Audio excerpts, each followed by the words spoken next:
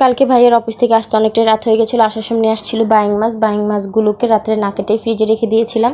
Hello guys, আসসালামু আলাইকুম, welcome back to my channel. সকালে আপু মাছগুলোকে ভিজিয়ে রাখে, তারপর মাছগুলোকে একটু ঠান্ডা ছাড়ার পরে আমি মাছগুলো সুন্দর করে ছাই দিয়ে মেখে সুন্দর করে কুটে নেব। তারপর একটু পানি দিয়ে ভালো করে মাছগুলোকে ধুয়ে নেব।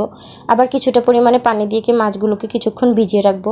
আজকের বাইং মাছটা রান্না করা হবে একটু অন্যভাবে। আজকের মাছগুলো ভুনা করবে না, তাই আপু একটু মিডিয়াম সাইজ করে মাছগুলোকে কেটে নেবে, বেশি একটা ছোট করবে না।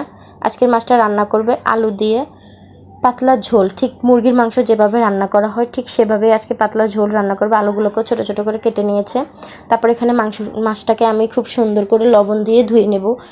আর বাইং মাছটা খেতে কিছুটা মাংসের মতোই লাগে।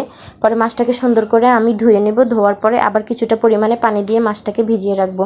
আজকের মাছটা রান্না করা হবে শুকনো মরিচ দিয়ে, তাই শুকনো মরিচটা ব্লেন্ডার করে নিল। আর এদিকে চুলায় ভাত হইতেছে, আমি পেঁয়াজ কাঁচামরিচ কেটে দিলাম। শুকনো মরিচ দিয়ে রান্না করলে তরকারির টেস্ট ভালো আছে। এটা হচ্ছে তরকারির ফাইনাল লুক। ভিডিওটা কেমন লাগছে অবশ্যই সবাই জানাবেন। এই রেসিপিটা দেখতে চাইলে অবশ্যই আমাকে কমেন্ট করে জানাবেন। এরকম ভিডিও দেখতে চাইলে আমার চ্যানেলটা সাবস্ক্রাইব করে রাখবেন। সবাই ভালো থাকবেন, আল্লাহ হাফেজ।